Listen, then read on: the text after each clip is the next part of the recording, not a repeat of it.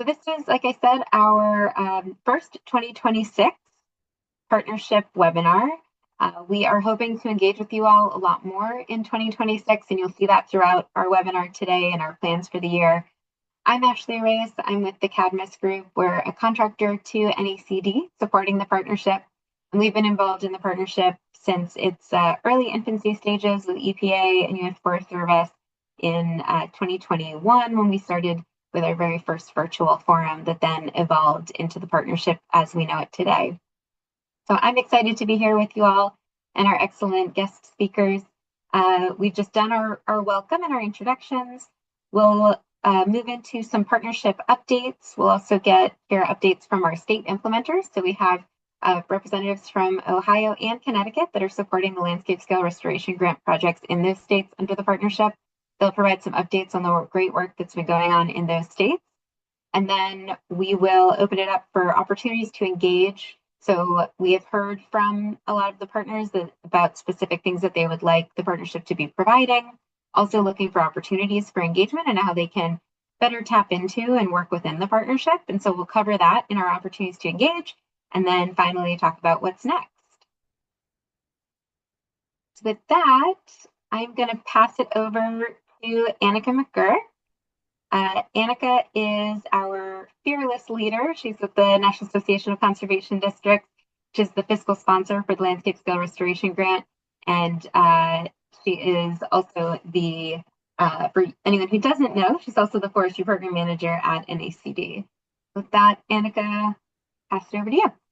Thank you, Ashley. And thank you all for joining us today. Before you all hopped on, we were, of course, comparing weather. So wherever you are, I'm assuming it's not as nice as it was yesterday, but hopefully it's not too bad. As Ashley mentioned, I'm Annika McGurk with the National Association of Conservation Districts. NACD is the membership association for the about 3,000 soil and water conservation districts nationally. We also represent the supervisors who volunteer their time at the local level to support those districts and their important programs and local efforts. So the Northeast Mid-Atlantic Partnership for Forest and Water, this is a 13-state partnership, as you can see here geographically, Maine to West Virginia and bumps through Ohio. The idea really behind this partnership is simple. Forest and water systems don't follow state lines and boundaries, and a lot of the challenges that we're facing collaboratively and individually are regional in a lot of cases. You know, we're looking at water quality, forest health protection, and really working to support private forest landowners in best management practices that are, you know, meeting the goals that we see important in water quality and forest protection. The partnership itself is really just looking at connecting partners across states like yourselves so that we can share what's working and coordinate our efforts and really look at scaling solutions as we can. And next slide. So as Ashley mentioned, we are going to hear from Connecticut and Ohio today, who were our initial implementers. This year, with a second landscape scale restoration grant from the Forest Service, we are excited to be kicking off efforts with partners in Pennsylvania as well as West Virginia. I won't steal Connecticut and Ohio's thunder. They've got a lot of really great stuff to talk about, but Pennsylvania, we're excited to see riparian forest buffer demonstration, as well as lots of private forest landowner engagement and really working at aligning the partners that are already working collaboratively there. And very similarly in West Virginia, lots of really engaged partners working with the conservation districts there, as well as working with some technical service providers through shared partners to do some implementation efforts around water quality protection there in West Virginia. And how we started, Ashley. So as Ashley mentioned, this partnership has been around for a few years. It really grew initially in 2019 out of early conversations between some shared partners at EPA and Forest Service, looking at a very, very successful model in the Southeast, the Southeastern Partnership for Forest and Water. In 2022, we had about 80 people join a conversation about the importance of aligning in this way, and in particular at a regional level. And following that meeting, NACD did move forward and apply for a landscape scale restoration grant, where we worked with all 13 state foresters in order to develop that proposal and did ultimately receive that award. And then the following year, in 2023, we did have our first in-person gathering, which was a big year for us because that's really where we saw Ohio and Connecticut really start to kick off. And what the partnership provides. So because this is a regional network, this is grassroots to tops, if you will. Obviously, the National Association of Conservation Districts, we're very familiar with the Soil and Water Conservation District model of, locally led, local ideas really being front and center and how the work gets done. This partnership is a vehicle, if you will, to create additional opportunities for that connection across partners like yourself, state to state, collaborator to collaborator. This year, as we're going to talk about a little bit later, we have a lot of opportunity for shared resource creation, and we'd really like to pick your brains about how we can be more collaborative and the sorts of tools, trainings, resources that might be beneficial to support our shared work and our long-term goals, Ashley. So we do have a formalized steering committee. I encourage you to check out our very lovely website. We've got a lot of really wonderful collaborators that have given really important ideas and solidification to these goals and the vision that we'll talk about in a minute. But these were all set by our steering committee, and this is really just how we're aligning ourselves. And then in our next slide is our mission and vision. All of this is on the website, but really the goal is to create that collaborative network and continue to be a convening vehicle for folks like yourself, and to elevate the good work that you're doing. So with that, I think, Ashley, I'll kick it back to you if I didn't miss a slide. Yeah, perfect. Great, thanks, Annika. Yeah, as Annika said, we have a lot of exciting work coming up in 2026. We tend to think of the work within the partnership in kind of two lanes right now, with the Landscape Scale Restoration Grant and the efforts that we've been doing with the regional partnership efforts, and then the state-led and implementation work that's happening on the ground. And so the regional partnership efforts, we've got some exciting things that we're working on this year. In January, we published our 2025 partnership report. If you haven't seen that, it is up on the partnership website, which I just dropped in the chat. We also have started posting more regular and sending out more regular newsletters. 2025 was an interesting year for all of us, and so in 2026, we're really looking to increase our communications, our engagement, and our cross-promotion of other groups, opportunities for webinars, events, meetings, as well as promoting our own efforts and progress as we move forward. So you'll see more frequent web newsletters from us. You'll also see some webinars. So we have today's webinar is webinar 1 here under our March and April timeline. We're planning at least 2 more webinars, maybe 3 if we can squeeze them in this year, to reconnect with all of you and give these opportunities for updates both ways, from us to the partners and from partners to the partnership administration. We are establishing those 2 new implementation partners, as Annika introduced, in West Virginia and Pennsylvania. So there'll be more to come about those partners and those efforts later this year. And then at the end of April, there's a West Virginia State Partnership Forum. So West Virginia is the only state within our footprint right now that has a state-led partnership, the West Virginia Forest and Drinking Water Partnership, and they have an annual forum each year, and that's coming up at the end of April. So if you're a local West Virginia partner and you are not aware of that event, please reach out and make sure you get incorporated. In addition to these convenings and communications that we're doing, we're also leading up a couple of new product developments, as Annika was mentioning. So a how-to resource for state partnerships. This is something new. We're looking to sort of build off of the great work that the Source Water Collaborative has done with their How to Collaborate toolkit and the efforts that we've been taking on for the past 25 years or so to support convenings like the convenings of this partnership, and see if we can provide templates and tools for other states or organizations that might be interested in standing up their own state partnerships within our footprint. Then we have state forester touch points. So we want to make sure that we're staying in touch and staying on top of what the priorities within each of the states in our 13 state footprint are. So we'll be doing that over the summer. And then we have in July and August, landowner communication resources. This is another new product that we are moving forward with, wanting to really put into the hands of landowners the resources that they need for communications. Or for communicating to landowners, sorry. And so that is part of our second landscape scale restoration grant award. And so we'll be starting to work on that this summer. That's an opportunity for folks within the partnership to potentially get engaged in that development as well. And then we have a September, October, the 2026 partnership meeting. And I think I saw Beth Garcia hop on. Yes, hi everyone. I'm Beth Garcia, the Drinking Water Source Protection Program Team Lead. I'm here with my colleague Virginia Hogston. We're from EPA Region 3, which covers 6 of the 13 states. Typically, it's Pennsylvania, Maryland, DC, Delaware, Virginia, and West Virginia. And we, along with our EPA Region 1 and 2 colleagues, Kyra Jacobs and Katie Lynch, and all of federal, state, and local partners are excited to be planning the third in-person forum. It will be on September 23rd and 24th in Williamsport, PA, which is EPA Region 3. So we're continuing the theme. We're kind of doing a round robin. We started in EPA Region 2 and then in 1, and now we're going to be in 3. We had our kickoff planning meeting last week on March 5th. We're developing the agenda. It's all very exciting. Just to give you a little teaser, September 23rd will be a half-day field trip in highlighting Williamsport's Municipal Water Authority's watershed program. And then we'll have some networking.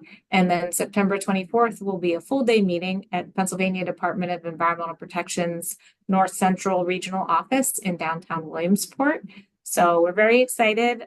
Stay tuned for more information. And that's about it. Thanks, Beth. Thanks for letting me put you on the spot there too. Yeah, very exciting. And I know a lot of our partners have been asking about when the next meeting is happening. So excited to be able to share this with you all ahead of even a save the date going out, a little sneak peek. And then finally, to end out our year, November, December, we're looking at rolling out practitioner training initiative. Annika will share a little bit more about that later too, but this is another opportunity like the landowner communication resources where we're looking to tap into the brain trust of this partnership to make really the most useful and productive products that we can out of the partnership. So that's what to expect from us in 2026 at the regional level. With that, I am going to pass it over to Bob. Here, get your slides up here. So Bob is joining us from Ohio. Bob Mulligan is a forest hydrology manager with the Ohio Department of Natural Resources and Division of Forestry, and he oversees a lot of the work that's going on to landscape scale restoration grant funded work happening in Ohio within the partnership. So excited to have you with us, Bob, and over to you. Okay, hopefully you can hear me okay. Try to unmute there. All right. So I got about 10 minutes here, it sounds like, to kind of go over some of the things we're doing in Ohio, share some of the feedback we've gotten from the logging industry, and kind of show you where we're at with things. But one of the things I thought I'd start with is actually kind of show you what's a little bit different about Ohio than maybe some of our neighboring states around us. Some of the folks that are here today, especially West Virginia, I know for a fact has a licensing program for their loggers. So to be a logger in the state of West Virginia, you'd have to have a license and deal directly with the state to do that work. Whereas in Ohio, we do not. Our legislature years ago determined they didn't want that type of a program. They went with more of a education type program, and we actually do have rule enforcement. So we do have legal requirement. All loggers have to follow BMPs, best management practice for erosion control. That's a legal requirement. But the part about our program that's actually voluntary is the fact that they don't really have to file a plan with the state or involve the state in inspections unless something goes wrong with their logging job. And at that point, we have a legal obligation to step in and get those resolved. So that automatically kind of creates a weak link in our program if we're not careful, in the fact that these loggers don't have a lot of interaction with professionals. So soil and water conservation districts, Division of Forestry staff, et cetera, we don't have a lot of day-to-day contact with the logging industry unless something goes bad. So this grant has really created an opportunity for us to kind of shore that up and kind of create opportunities maybe to work more with the logging community. So you can go on to the next slide there, I think. So like most other states, we have this erosion control plans available for loggers to fill out. Again, in Ohio, this is not a legal requirement, but what we find is that when loggers take the time to sit down with landowners and the local forester to work through a good, solid written plan, these logging jobs tend to turn out much, much better. And this is where some of the cost share again is going to come into play for us, is that we can actually compensate consulting foresters who work in our state and incentivize them to actually file these plans with their local soil water conservation district, or they can file it directly with the state, either one they prefer. So on the left there, you can kind of see the cover page for that form. It happens to be a 5-page form. The details of that are not that important for this presentation, but the more important thing is what's on the right-hand side, and that's basically a U.S. Geological Topo map, USGS Topo map, and we asked the forester or the logger putting this plan together to actually give us a schematic of their logging job. Show us where the landing is going to be, show us where the trail system is going to run, show us where the streams are at and how those trail systems interact with the stream. And I always tell people the time to find problems with a logging job is when it's on a piece of paper, not with a bulldozer. So if there's problems with the plan, if we're able to review these things ahead of time and put our input into it, it solves a lot of problems, prevents a lot of problems from developing. So next slide. So this kind of gives you an overview of how our cost share program works. Basically, we're using the grant funds to incentivize both foresters and loggers to interact with local soil and water conservation districts primarily. So the first one there says a forestry pollution prevention plan. That's that plan document I just showed you a second ago. So if a professional forester, a consulting forester working in the state can actually develop one of those plans, submit it to the Soil and Water Conservation District in the county where the logging is going to take place. And if the Soil and Water Board approves that plan, after it's been reviewed and tweaked, whatnot, they can get a payment of $200 for that. Not a huge amount of money, but we're trying to strike the balance between providing enough incentive to get people to work with us and not creating too big of an incentive to where if the money ever dries up, they kind of revert back to their old behavior. We want them to establish that working relationship with the soil and water conservation districts and the Division of Forestry. The next one there says a sale closeout. So loggers that follow those plans that the foresters have put together can get a payment of $300 if they fully implement the plan and close out the job to state standards or above, which is good. There's also an incentive payment for seeding skid trails. And again, that kind of goes above and beyond what we typically require by law. So they can get a $10 per 100 lineal foot payment for seeding down a wildlife friendly seed mix. They can use pollinator mixes too, as long as it has good erosion control effects to it. They'll get a payment for that. So we want better ground protection when they're done. They can also get a payment of $450 for seeding a landing. If they have multiple landings, that $450 is the cap that we can do per project. And then we also have an incentive payment for renting a portable bridge. We've found over the years that one of the biggest sources of pollution we're seeing from our logging jobs is where they're crossing the stream. And if we can get a better way of getting across the stream and incentivize that, we're going to try to do that as well. So next slide. Just a couple visuals to kind of show you some of the things we're trying to deal with. On the left, it's very typical scene with log skidder operating there. You're going to get compaction, potential for soil erosion with bare soil, whatnot. So on the right just shows a typical BMP we see a lot. It's a water bar. Those are one of the things that can be included in that payment that we saw earlier for closing out a site. Okay, next slide. Here's an example of a log landing that was closed out, basically seeded and mulched in the background. It's hard to see in this picture, but there is a small stream in the background there. So just maintaining those buffers between the log landing and the stream is important, obviously, but also when they get down, we want to incentivize them to try to get that soil revegetated as quickly as possible and keep that soil in place so it doesn't actually reach the waters of the state. So next slide. And we do have another program kind of going on in the state right now as well. We had gotten some money several years ago to buy several logging bridges, and the state doesn't make any money on these bridges. We basically bought these, and we've basically rented them out or loaned them out basically to 8 soil and water conservation districts around the state and made these available to loggers. So with this grant program here, we're actually able to incentivize the loggers to actually begin to use these things and make them very cost effective. So there is a payment, as I mentioned earlier, 75% of the cost of renting one of these bridges, up to $1,500 total through the grant. And we're getting some really good positive feedback from the logging community on that. I think once we get people starting to use these things, I think long after incentive payments are gone, I think the loggers, we already learned that the loggers will continue to use these things. We're pretty confident of that. So next slide. And then just to kind of share some feedback we're getting from the logging community. This was a really, really good article, I thought, written by Jeff Jenkins. Jeff he actually is a retired forester from Pixel Paper, and he now works part-time for the Ohio Forestry Association.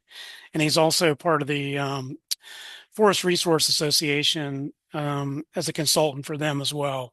So Jeff's a great resource here in the state. We appreciate his work a lot. But he and I happened to be at a meeting together a few months ago. I guess it was December, I think, or maybe November, sometime like that. And I was sharing with him what we were doing through the grant, and Jeff became really interested in it and began to research it and kind of take some ownership of it, which was awesome. So at that time, we had our first loggers participate in the program. And the very first one just happened to be a logger out of Southern Ohio that Jeff knew pretty well. So he called this gentleman and he said, "Hey, what's been your experience with this program?"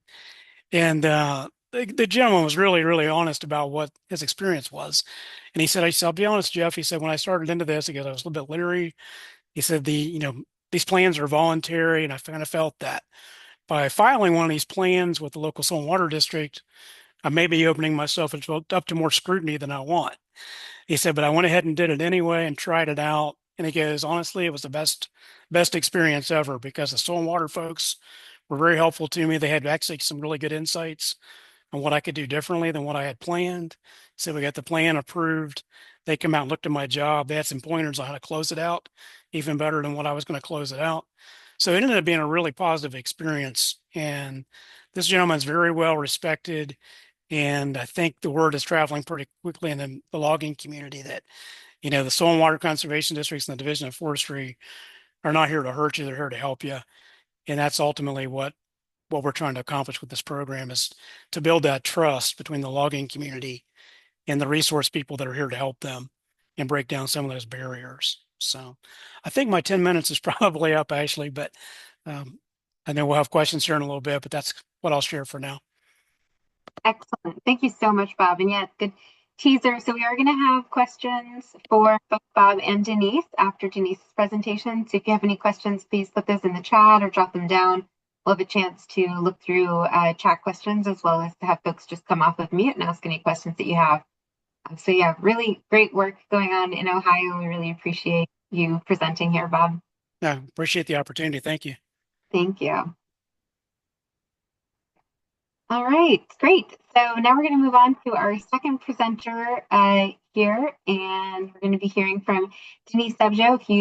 For the very few of you who may not know Denise is the chair of the Connecticut Council on Soil and Water Conservation. She's also the NACD Northeast Region Chair. She's also a member of our partnerships steering committee.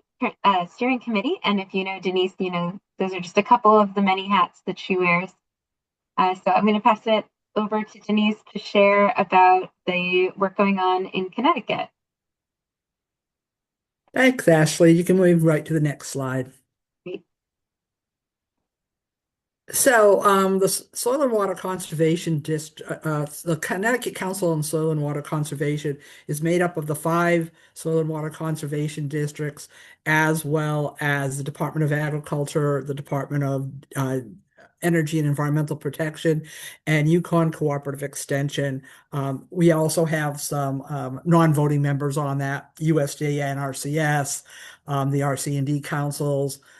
So some other folks are also involved with the council. But I chair the council as because I'm one of the soil and water conservation districts that represent the council. And when we were looking at how to work on this grant with the National Association of Conservation District in Annika, it made sense for us to do this through our council. And so we became the partner.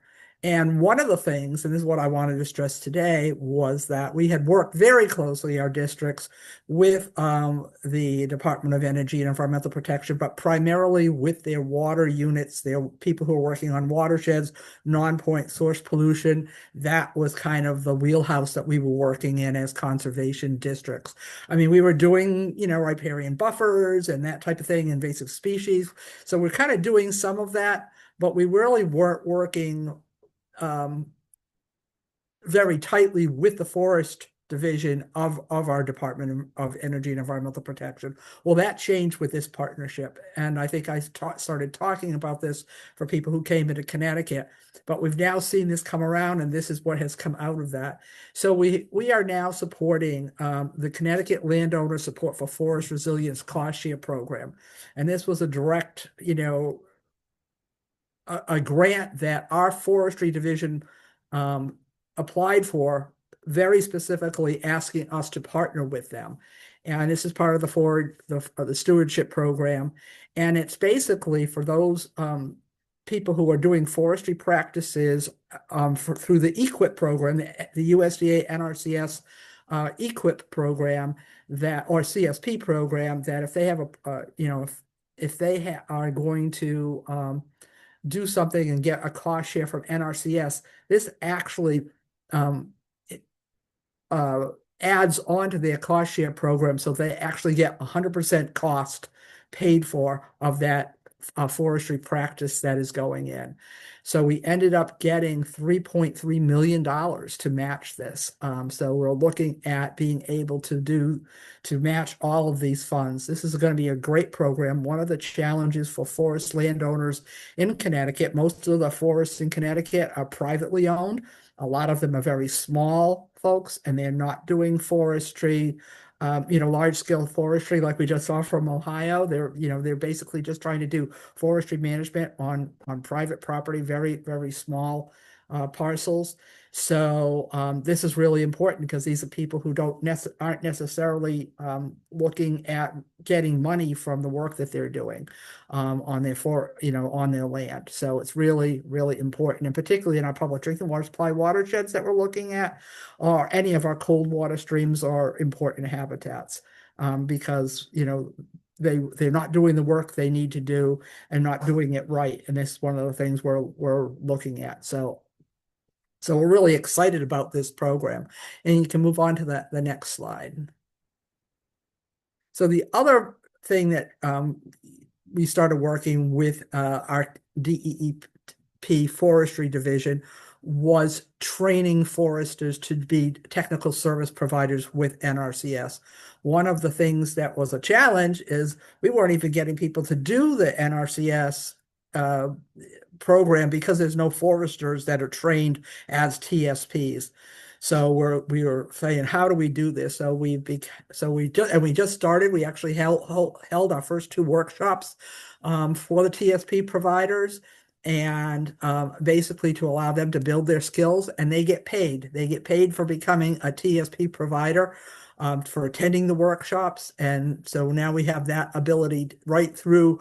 They're doing their first conservation plan on forest land. So again, this is a great partnership, and again, paid for through the forest stewardship program. So this came as a direct result of the partnership that we started having with DEP between the Soil and Water Conservation the council, as well as the soil and water conservation districts. So next slide. So the other thing we've been working on, in terms of partnerships was looking at the Long Island Sound program. And the Long Island Sound program, and here you have the Long Island Sound, and it was really limiting most of its work to the immediate coast along Long Island and New York and the lower part of Connecticut. And we have this whole watershed, and we really weren't doing a lot of work in the watershed, with the exception of some work that was being done on nutrient management. And we really needed to kind of make this connection.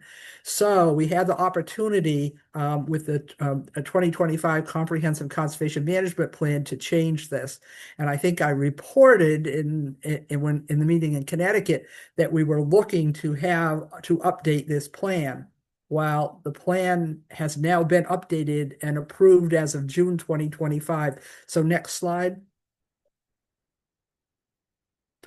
So what it does in there is there's a larger objective that is called the Clean Waters, Healthy Watersheds initiative under the CCMP for the Long Island Sound Estuary Program, which is part of which is an EPA program. And it basically says we're going to be working on watershed health. And if you look at those words that are highlighted there, beyond the coastal boundary, which means we're going upstream. So this is huge. And we're going to be looking at things like acquiring land, restoring habitat, implementing stewardship programs. So really be looking at nature-based solutions, looking at what we need to do, because we know that one of the challenges in this watershed, whether you're in southern New England, Connecticut, or whether you're going up even into Vermont and New Hampshire, that land conversion is a real problem. The loss of riparian zones is a real problem for us. So we're looking at making sure that we're maintaining this green infrastructure. And this green infrastructure, we're really looking at that broad definition of green infrastructure, not just rain gardens, but really looking at riparian buffers, restoring wetlands, and looking at forestry. So really making those connections. Next slide, please. So these are some of the measures of success in this. So again, like I said, it's the clean waters and healthy watersheds. We want to restore and maintain water quality in Long Island Sound and its watershed. We want to look at watershed health, this overall, ecosystem health. And this is kind of looking at the protection through positive land use practices. And that's a big change. For the most part, we were somewhat doing that, but it was really looking at, like I said, nutrient management. And now they're looking at what does a healthy watershed look like? And that's really, again, looking at the land uses. So a couple of the measures of success that they put in there was establish and maintain the 100-foot or wider riparian buffers across 75% of the waterways. This is huge. And then looking to achieve and maintain permanent protection of 35% of the Long Island Sound watershed by 2035. So that means, again, protection of our forests. And of course, one of the things that we've been having this discussion in a group that I'm leading on this is that we can't just protect the land. Protecting the land means also stewarding the land. So making sure we're doing those appropriate forestry management plans on those. So this is a huge success that we accomplished, and we're moving forward. The Long Island Sound Futures Fund grant just came out, and where they were limiting actions in the upper watershed previously, like I said, just to nutrient management, they're really now looking at all of this work in terms of healthy watersheds. So we're really excited about this. Next slide, please. And so one of the things we're doing is looking at new partnerships, because if you look at everybody who's involved with the Long Island Sound partner, what they're calling the Long Island Sound Partnership, which is the EPA Estuary Program, U.S. Forest Service, obviously all the federal folks kind of look at it, but foresters and other folks are not really looking at this. So we're really looking at this of the partnerships within the watershed. And I'll just give you an example of a couple of things, and that has to do with there is actually a Connecticut River partnership, and you can see from the watershed map, the Connecticut River is the largest is the largest tributary to the Long Island Sound watershed. It's really not a tributary; it is the watershed. And we have a unique situation in the Connecticut River where the Conty National Wildlife Refuge is the entire watershed. It's a different wildlife refuge model because obviously the whole watershed is not owned by as a fish and wildlife refuge, but they have pockets of wildlife refuge in between, but also they really support managing the land as an entire ecosystem. So it's a kind of a unique model. So now we're bringing in U.S. Fish and Wildlife. We want to bring in the Forest Service and everybody talking about this, looking at this healthy watershed for Long Island Sound. And so we're really excited about this. And just to put it out there, as you know, a lot of the federal agencies are having real challenges with some of the funding programs, but the estuary program is one of the programs that has been maintaining this watershed. So, and I think next probably just wraps it up. Yep, questions. There you go. Great. Thanks, So, Denise. yeah. Yeah, so we can open it up for questions now. I think there's one question for Bob in the chat, and as I ask that, hopefully we'll get some more in. If not, I have a couple questions. So Bob from Virginia, we've got, do you have any stats or metrics to share about loggers operations that have taken advantage of the various incentive payment programs that you all have? Yeah, we really don't at this point because we're too early in the game, I think, to really have measurable to get anything statistically relevant out of that. But one of the things that's been on my mind a lot is that I don't know what the percentage is since we don't have licensing for loggers, but we have a very, very high percentage of our loggers in the state that are Amish. So we have a religious sect that is very dominant in the industry, and they're very, very reluctant to work with government agencies typically. So that's an area we're really going to try to target and try to get make some headway with, because if we can get that group of people in particular working with us, I think we can make a huge difference. That's going to be a tricky one to do, but that's statistically that's one of the areas we know we have to concentrate pretty heavily on. And surprisingly, we do have, I don't know how many people you have here to have Amish in their states or as far as populations, but we have the largest Amish population center now in the country in Holmes and Wayne County, Ohio, even bigger than the one in Pennsylvania at this point. So it's a huge part of our logging economy that we're going to try to deal with. So anybody has any good ideas on how to get inroads with that community, I'd be all ears. We have made some significant progress, and surprisingly, there are a few folks in that community that are very proactive, that are actually seeking out help now a little bit, and realizing that they have to cooperate with agencies to get by in the future. So Yeah, I think we do have a couple of partners. I'm not sure if they're on the webinar, but that are active in Pennsylvania with the Amish community. great. So Sylvia just put a comment in the chat. One comment on working with the Amish in South Central PA. Recently heard the younger generation's more receptive to federal funding. Starting with a kitchen table conversation helps. Yeah, and I've found that if you figure out who the bishop in the community is and kind of can go that route, you can't. It's hard to get in from the bottom up. You have to kind of get to the top, and it kind of filters back down. It's been my experience. Yeah, and Sylvia put in Alliance for the Chesapeake Bay. I know that they've had a couple of efforts and programs working directly, trying to get the sort of bishop liaison type programs in. Yeah, absolutely. All right, great. Any other questions for Bob or Denise? Feel free to either put it in the chat or raise your hand. And while we're waiting for any more questions to come in, this is for both Denise and Bob. I'm just wondering what you each felt was the greatest kind of challenge or obstacle to starting the work that you're doing with partners, and how you overcame those kind of initial speed bumps of trying to get momentum and get the right people in the room and have those conversations to really make this change happen.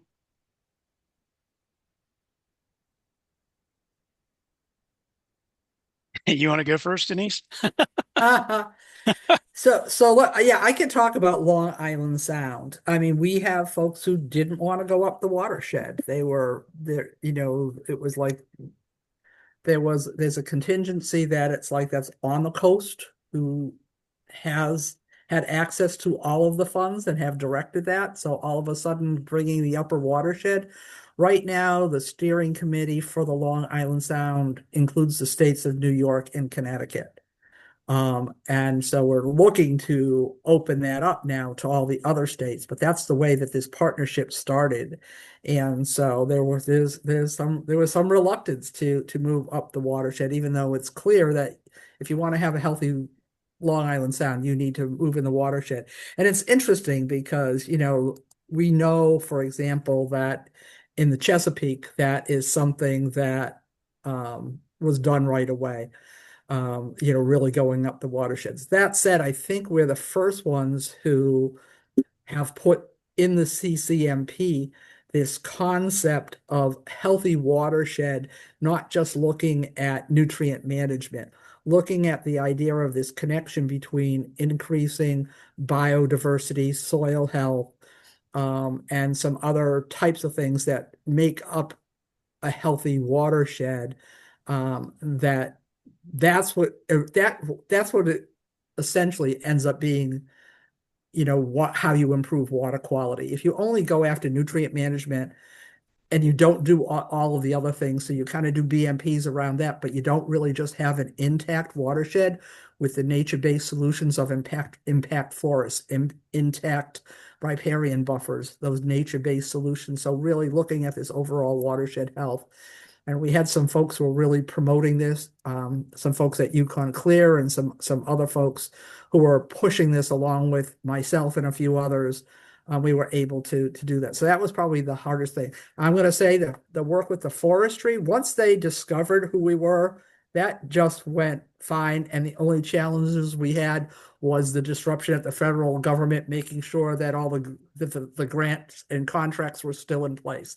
And that's why we didn't, even though we talked about it a couple of years ago, it took us a little while because we had to wait on all that stuff happening at the federal level.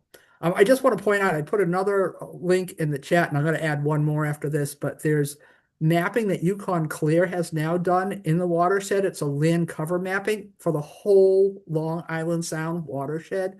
And it really is looking at how much riparian buffer and forest cover we have in the watershed so we can do planning. And it's an amazing tool. So if anybody wants to, is from any of the states involved there, you can take a look at it, or if you want to bring it to your state, it's amazing what they're doing. I'm gonna put the link to the GIS work itself. This is a link to register for the workshop on it, but you can do that because it's amazing work that's come out of this as well. So everybody's ready to go up that watershed. That's great. Thanks, Denise. Thanks for putting those links in the chat too. So from an Ohio perspective on what the toughest challenges we've had, it hasn't really been a challenge, but it was one of my biggest fears, I guess, was that I mentioned earlier that we don't require licensing, but if we get complaints on logging jobs, we have to respond to that. So we have a contract or an agreement with all the soil and water conservation districts in Ohio to assist in that process. So they're already doing a lot of work for us anyway. And I thought in some ways this might be an extra layer of work added on to them that they might resist that, to be just kind of being overwhelmed with stuff. But then I kind of took a different approach to it and basically began to talk to them about, would you rather go out and talk to these loggers in a complaint situation in more of a hostile environment when people are all upset and worked up about a complaint, or would you rather work on the front end with these people and solve their problem before they create it and have a good working relationship when you're done? And I think that approach has worked really, really well for us. It's like now I think we have soil and water districts that are actually excited about this program now and looking for ways to expand it and getting a hold of more loggers in their counties. And because nobody likes to do complaints. I do it for a living sometimes, and I don't like to go out and tell someone they're doing something wrong either. But it's so much more fun to work with them on the front end and help them succeed. And I think the soil and water districts have kind of latched onto that and are starting to run with that a little bit. But that was the biggest fear I had going to this anyway. whether it's the biggest challenge or not, I don't know. It may not have been a realistic fear, but it was my fear. So Great. Yeah, thanks for sharing, Bob. We do have a chat question from Kyra, wondering if for both Bob and or Denise, if you could speak about how other states could replicate some of the work that you've been doing without the on-the-ground implementation funding that's provided by the partnership. So partnership funds some implementation on-the-ground projects, but we don't have enough funding for all of the states that are within the partnership footprint. So if you have any ideas for replicating the work that you've been doing without that separate seed funding, and if we should consider creating more partnerships across state lines based on shared watersheds, or looking more watershed based versus state based for some of our efforts within this partnership and other partnerships.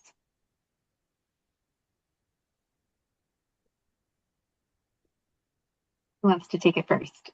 well, I guess I can start with Ohio. Like I said earlier, I think our state's a little bit unique, at least in our region anyway. And the fact that we don't have loggers are not forced to work with us unless they have a problem.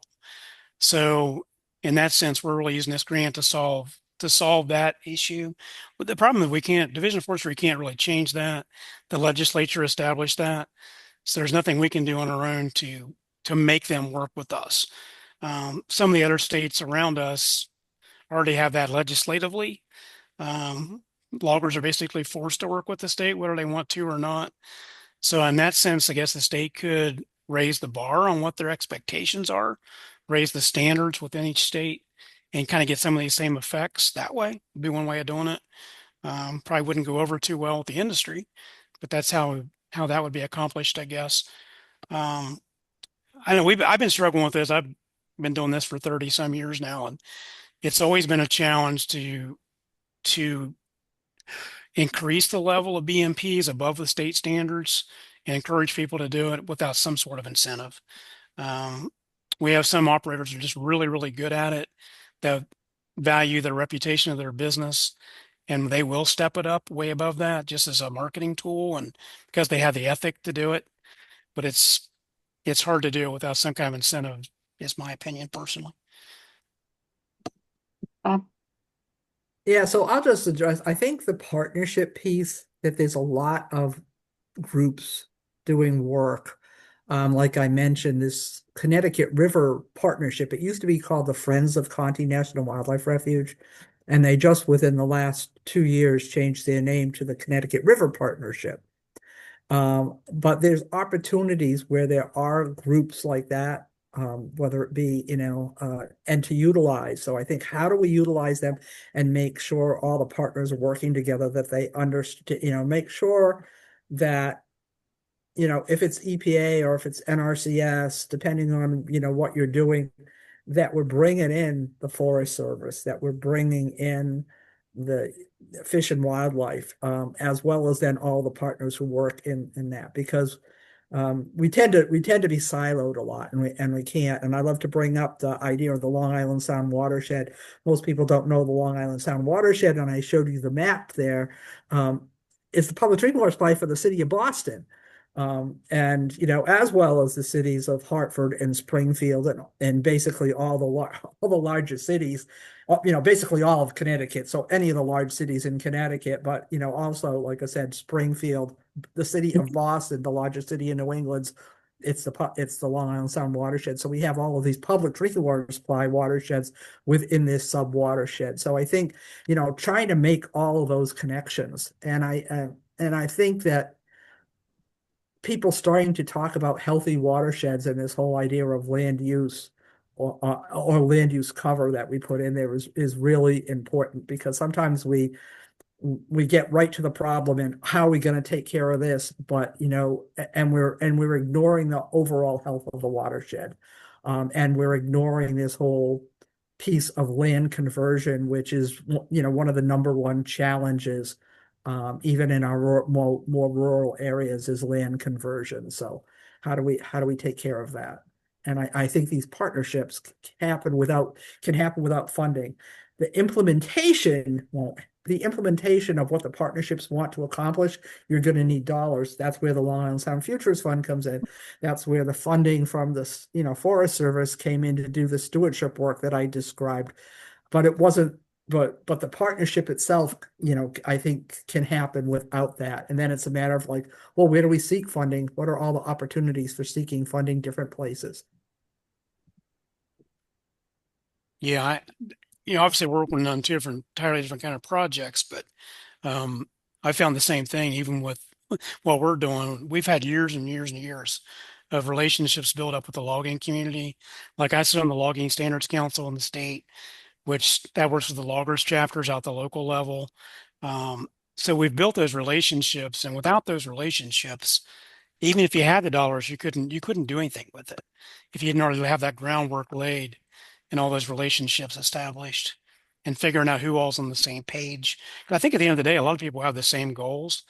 They're just like you said, they're siloed to where they don't work together. So that pays off in the long run.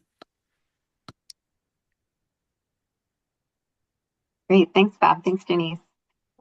I'm going to open it up. If anyone on the call has a question, feel free to pop off mute, answer it aloud. We'll ask and answer aloud. And if not, then we'll move on with our agenda.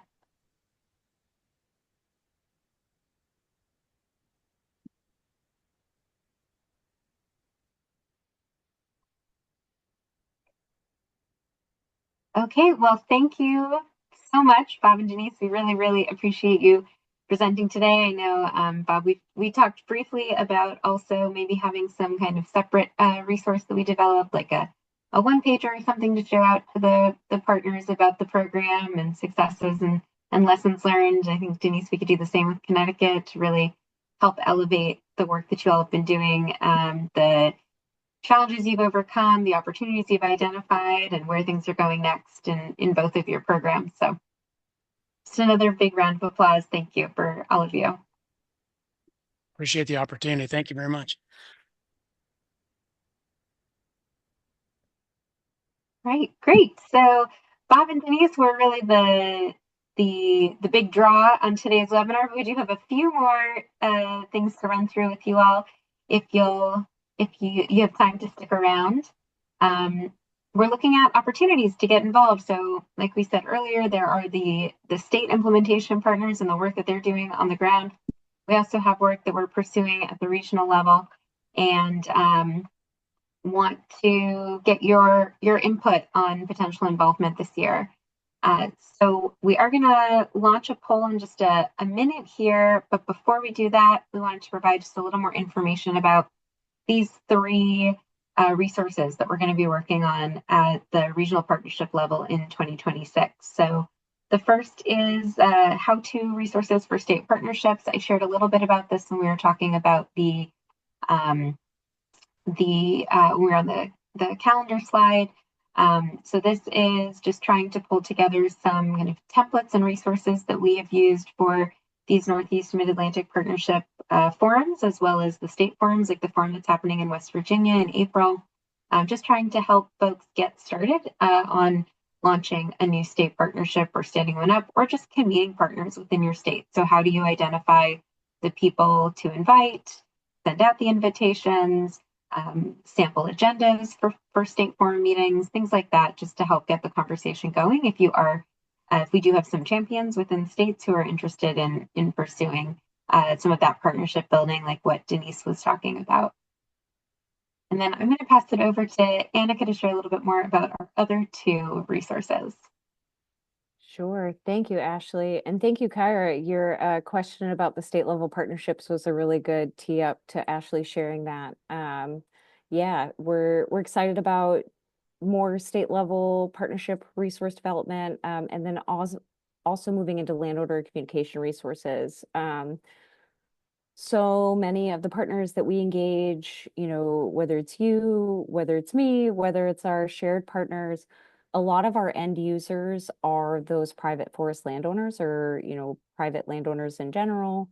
And so practitioners are often asked to talk about a lot of these sort of different resource areas, but those messages don't always necessarily land the same way depending on who your presenter is, if you will. And so we're really interested in co-creating resources that really help translate, that science and those BMPs into practical, relatable resources that folks like yourselves could be using, modifying, helping support that two-way communication between sort of our shared end user and then, natural resource practitioners like yourself, and collaborators like this.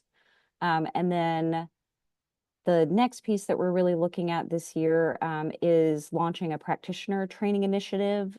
Similarly, on this continued refrain around communication and shared resources, we've also heard a lot from our partners about how important it is to learn from one another, how important it is to be able to compare and contrast. Those case studies that we really like when we get together in person are obviously very important, but being able to work collaboratively and really navigate some of these shared challenges. So we really want to create more intentional opportunities for peer learning and practical skill building as well as we're thinking about, for example, Connecticut and Ohio. Those aren't necessarily neighboring states, but we're working on neighboring resource concerns. And obviously we have a lot of overlap in the areas that we are working. So we really want to see the partners in the network driving these efforts forward and helping us create these resources that we're all accessing.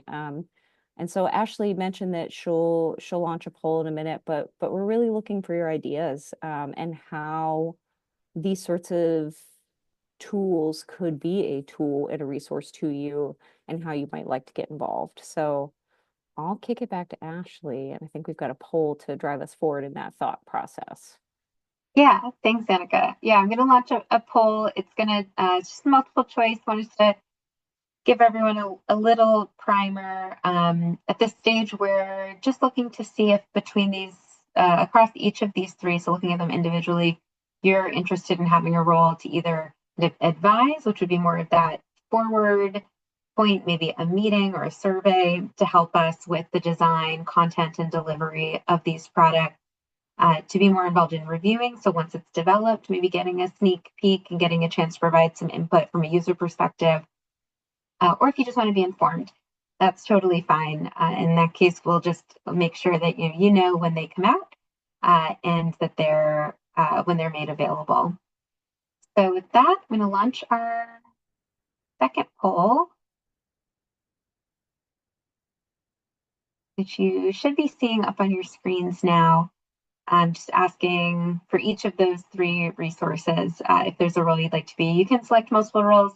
You don't have to if it's not a resource that directly supports you or that you feel like you have a knowledge and background and information to share. Don't feel like you have to, but we would love to get sort of a short list here of people that we can follow up with as we're developing these resources to make sure that they are as productive as possible. So while everyone is working through that poll, yeah,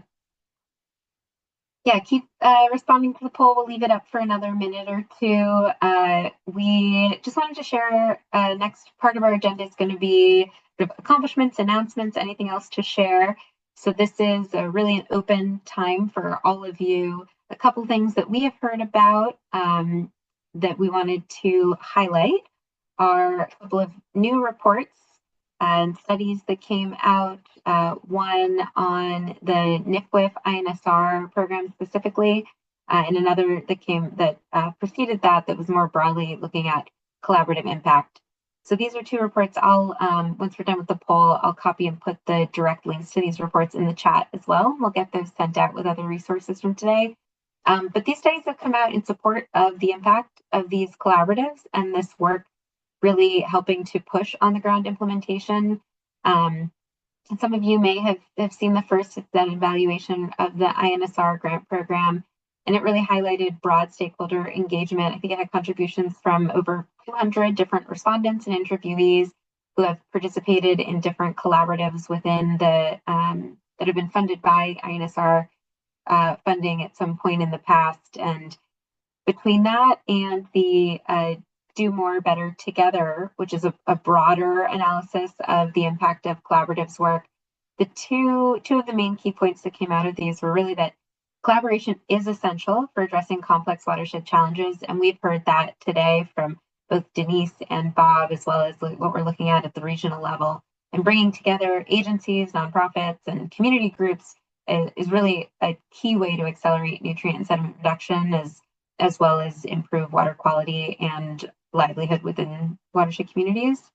And then second is that a well-resourced collaborative achieves stronger and more durable outcomes. So having sustainable funding, having resources that can support this work is critical to the long-term sustainability. So I don't think either of those are surprises to anyone on this call, but it is nice to see it in writing here. So with that, looks like we've gotten some good responses on the poll.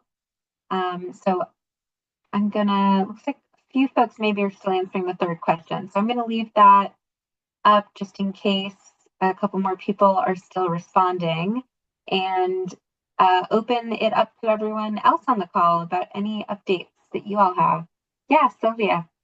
Yes, Ashley, thanks. If I can just jump in on this slide, I heard a presentation by the two people who did the NIFWF evaluation as well as wrote the second document. And a couple of key points. One is NIFWF, actually, a lot of you probably know this, but since 2018, they've been funding collaborative capacity. And to my knowledge, that's really an outlier as much as it is wonderful, because you don't get groups that want to fund something that's not a project. So, and as being part of the founding of the National Source Water Collaborative, I've never sat in a presentation that valued collaboration in the way that this one does, and really puts an emphasis on that, even the simple thing of funding as a coordinator for a source water collaborative. And I'll put a link to the James River Consortium. They were one of the grantees for this, and they spoke at this meeting in November, with Ag Networking meeting in Pennsylvania. So I thought it was very exciting. Yeah. Thanks, Sylvia. Yeah, I really appreciate that.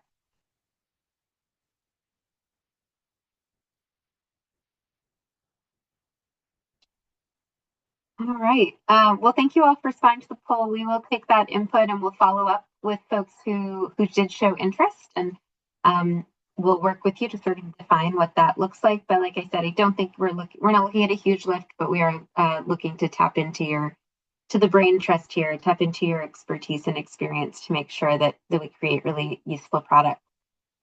Yeah, and so now we'd love to open it up to everyone else. We've heard from updates from Connecticut and Ohio, a couple updates from partnership.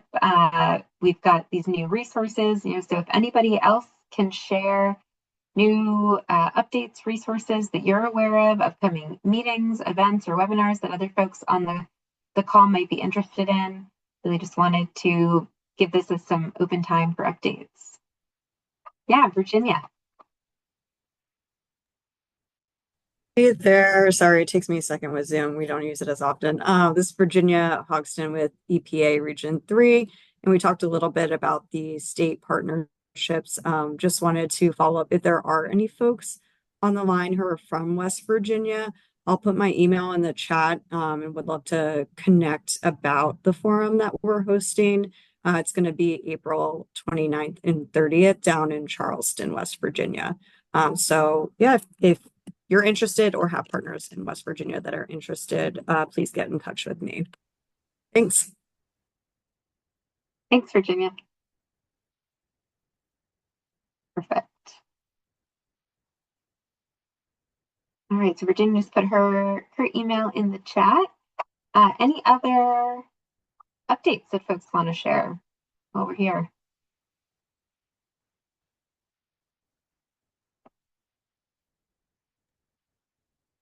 Oh, Kyra just put in the chat. Kathy, I think you're still on. Kathy Haas, if you have any insights or updates to share with us from the Southeastern Partnership.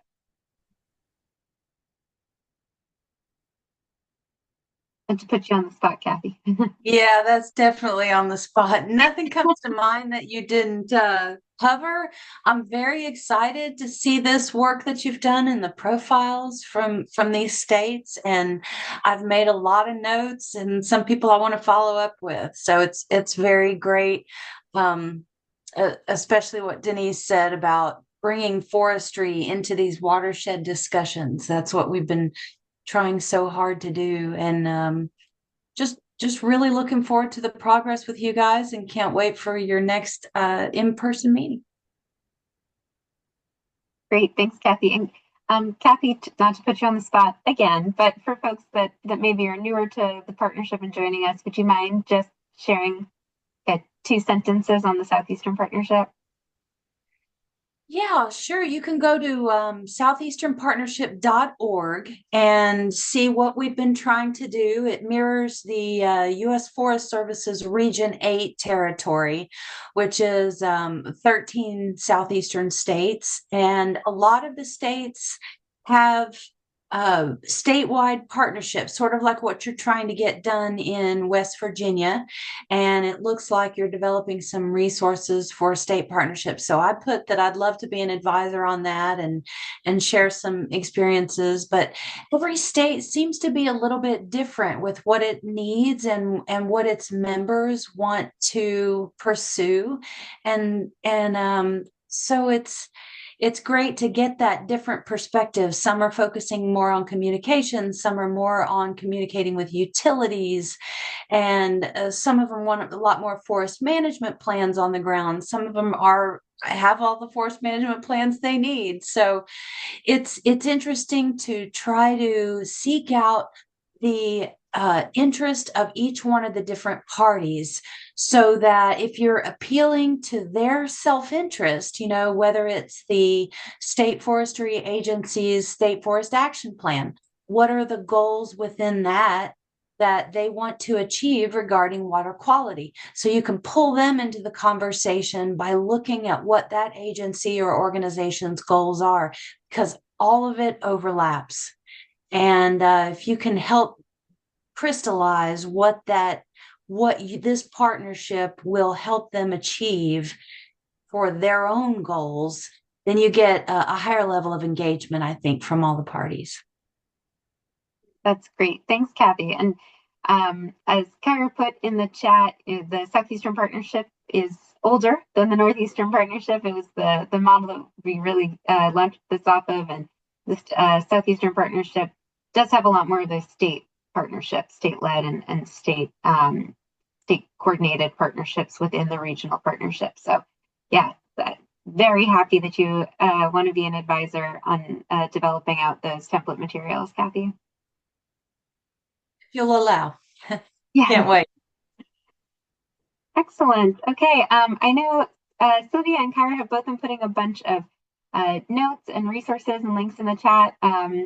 Kyra or Sylvia, do either of you want to hop off mute and point anything out specifically for folks to take a look at or share anything?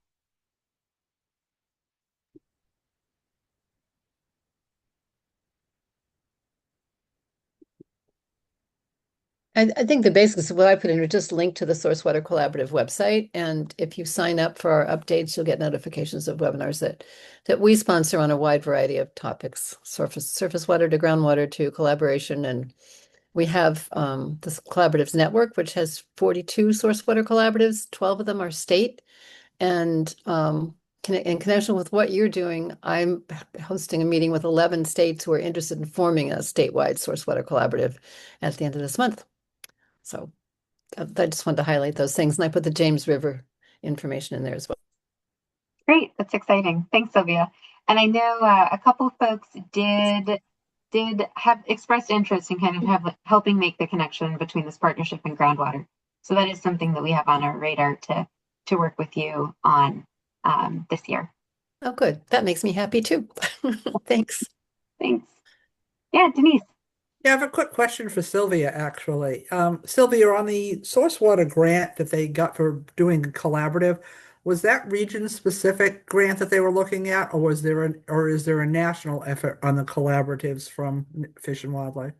for That is a Niflip? really good question. And so you can imagine I could barely stay in my seat when I heard this presentation. It is focused on the Chesapeake Bay watershed.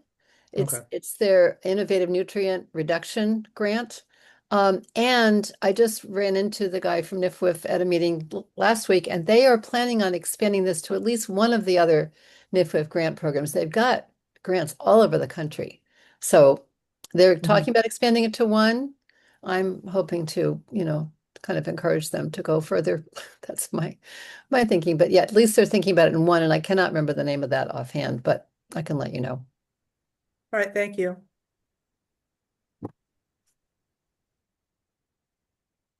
Great. Yeah. Thanks, Sylvia. Thanks, Janice. Kyra. Oh, hi. Yeah, I just wanted to call your attention to the video that I put in the chat. I'm really excited, and I have not done a good job promoting it, but one of our partners, the Hartford Water Utility, which is known as the Metropolitan District Commission, MDC, they produced a really great 3-minute video. And I tried to get Andy to join us today, but he said it was one of his first days out in the field. It's hard to get foresters on webinars, especially as the snow starts to melt a little bit. So I just want to make sure everybody sees that. I will follow up with an email, Ashley, and maybe we could profile it in the next newsletter. And it got picked up by the Hartford TV station, which was great. And they did a really nice press release. I think it came out in December. Excellent. It's a great idea. Yeah, because I think, and Annika, I think this, part of what we do is social marketing, and part of landowner outreach and engagement is private, non-industrial forested landowners. So if we can make the connection in an easy way, including a video that shows up on your local news and explains the nexus between, the forested lands that are 100 miles away from a metropolitan area or further that are protecting the drinking water supplies for millions of people, from the 13 states here, for the Southeastern Partnership.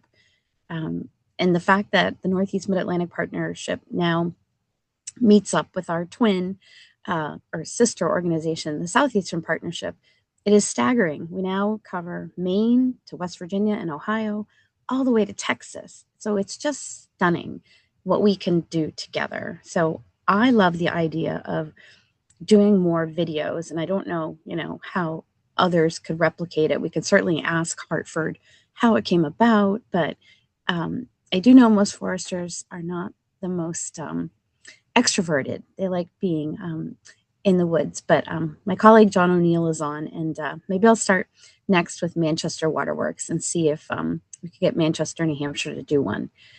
Because John's very charismatic. So I just wanted to call your attention to the video. Yeah, thanks, Kyra. We'll make sure that the resources and links that have been shared in the chat also get shared out to everyone. And that's actually a good transition here into next steps in our commitments coming out of today. So the 2025 accomplishments report for the partnership is available on the website. We have been recording this webinar, and a recording will also be posted up on the website. The resources that were shared in the chat and that Denise and Bob talked about and shared, anything that is available from Ohio, Connecticut, and the links that were shared in the chat today, we'll make sure that all of those get compiled into a sort of resource follow-up from the webinar as well, and those get sent out to the partnership. If you did volunteer to be an advisor, reviewer, for any of the 2026 products, we'll follow up with you via email and start that dialogue. As those products get developed, they are being developed over the course of the year, so there may not be any immediate actions. You can expect another partnership newsletter from us in April, and so that will include maybe a highlight from Hartford Water, or maybe some other success stories. If any of you have any ideas, please send them our way. We're always looking to pull in any success stories and ideas from within the region. We'll have another partnership webinar in the summer. At that point, we will be looking to start sharing out more updates from the products that we're developing in 2026, plus some more state updates. And stay tuned for more information about the 2026 partnership meeting, which will be September 23rd to 24th in Williamsport, Pennsylvania. There'll be a save the date for that going out soon. If there's anything else that you would like to see from the partnership, from us in 2026, feel free to put it in the chat. We'll go through all of the great information that's in the chat and try to sort of organize and collate that to get it out to you all, and also take actions ourselves. So if there's anything else that you're hoping to see from the partnership in 26, let us know. And with that, we have gotten through our agenda for today. So if you do have any other ideas, go ahead and put those in the chat, but otherwise we'll leave it open. We'll stay on for a few minutes if anyone wants to talk about anything else, any ideas that came up during the discussion. But our formal agenda is done. If you have any questions, feel free to reach out to Annika or myself, and we'll be happy to get you more looped in and connected in any part of the partnership that you're interested in.